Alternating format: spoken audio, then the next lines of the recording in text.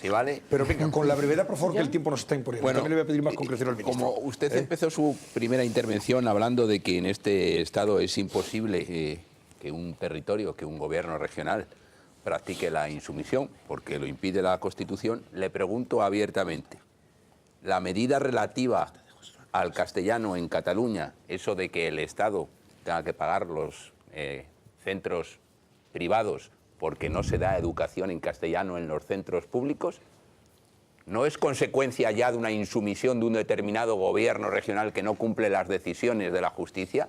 Porque así, a mí me parece que hay una cierta contradicción ahí. Es decir, sí, pero y al final, haciendo ¿quién eso va a pagar exactamente... es la Generalitat, ¿eh? Sí, claro. Claro. Sí, pero no en la escuela. No quiero hablar de insumisión en absoluto. Pero no en la escuela pública, que si ministro. fuera ese el supuesto, estaríamos hablando de una insumisión ineficaz, puesto que al final la acabaría pagando. Pero no en la escuela pública. ¿Eh? Pero no en la escuela pública.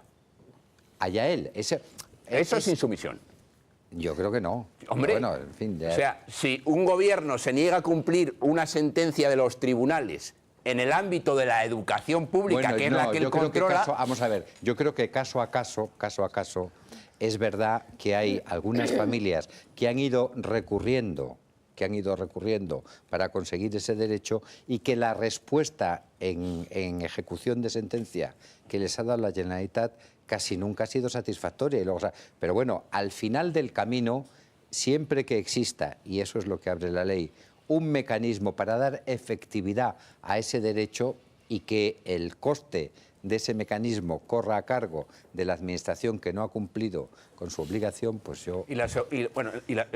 Quiero decir que en relación con la ley de educación, a mí, salvo este asunto concreto, que me parece importante, yo soy de los que me he atrevido a defenderla. Eso requiere mucho valor. Que tiene su riesgo, ¿eh? Que tiene su riesgo. Pero quiero preguntarle sobre los Erasmus, porque a usted se le entiende todo. Y cuando a veces no se le entiende, hay otros que salen corriendo y le van a hacer exégesis e interpretaciones a veces torticeras.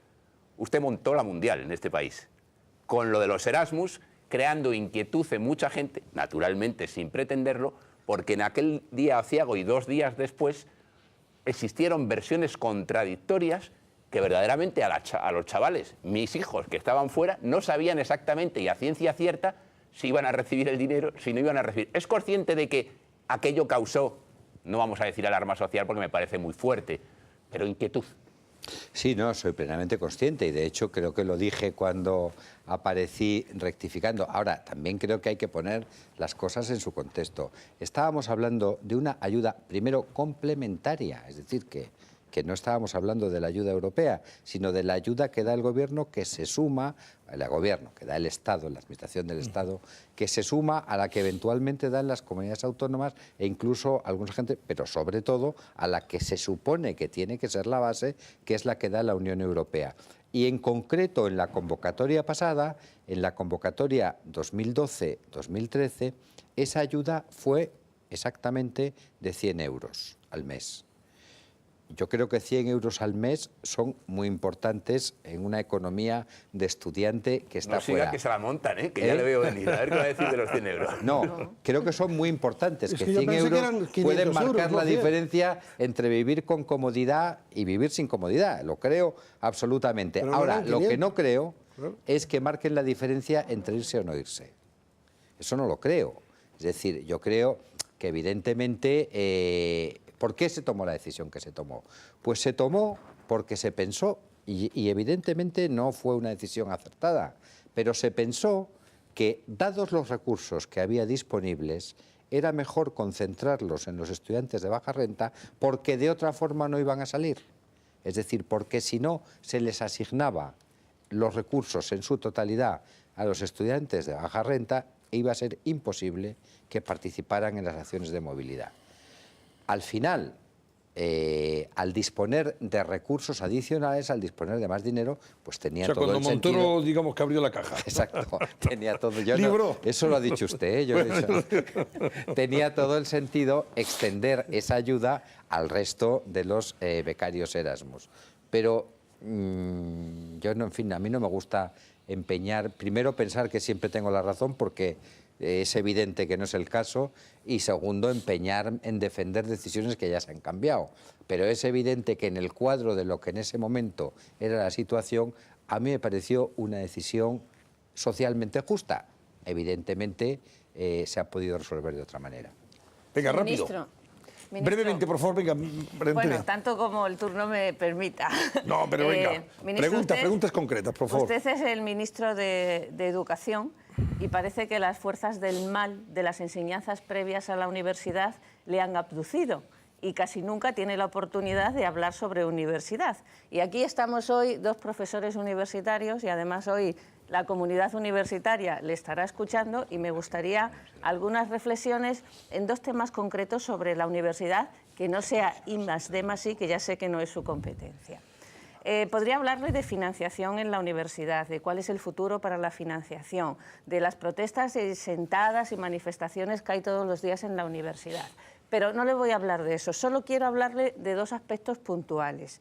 En este programa, en muchísimas ocasiones, hablamos de la descentralización de las administraciones y del despilfarro que supone. Nosotros tenemos una Agencia Nacional de Evaluación, Calidad y Acreditación, una nacional y muchas autonómicas, casi tantas como comunidades autónomas hay. Los criterios, bueno, ya sé que no tantas, pero hay unas cuantas.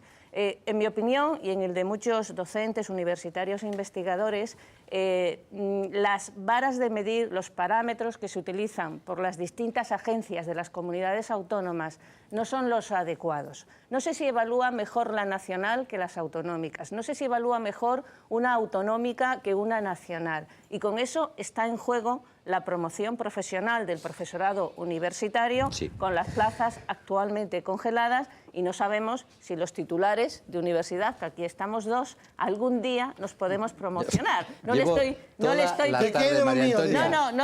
pidiendo nada, sino toda la tarde hablando de eso con el equipo de universidades, y lo último que me esperaba es... porque la ANECA sí, es una agencia evaluadora para la calidad y la acreditación, y está al juego pues la calidad, la evaluación y la acreditación de miles de profesores universitarios. Entonces, eso a mí me parece preocupante. Y después una segunda cuestión, que también me preocupa mucho y que está relacionada con las universidades privadas. Claro, yo no voy a poner en cuestión la Facultad de Medicina de la Universidad de Navarra, porque está muy acreditada, es de excelencia y lleva muchos años.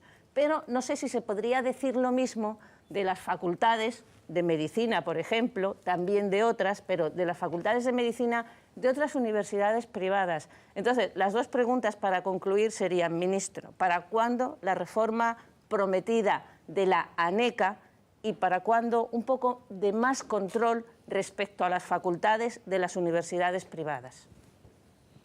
Casi nada el aparato. Casi nada aparato. Vamos a ver. Para hablar un poco de universidad. No, yo creo que antes sonreía porque estábamos en... Yo he venido aquí a hablar de mi libro y no... Pero yo creo que es un tema muy serio y que hay que contestarlo con mucha seriedad. En primer lugar, la medida de unificar, vamos, concentrar en la ANECA el trabajo de evaluación de la calidad y la acreditación, es una medida que está contemplada en CORA, pero que naturalmente requiere la cooperación de las comunidades autónomas, es decir, las, llamémosles, ANECAs regionales, para entendernos, es decir, las agencias regionales de evaluación y acreditación, pueden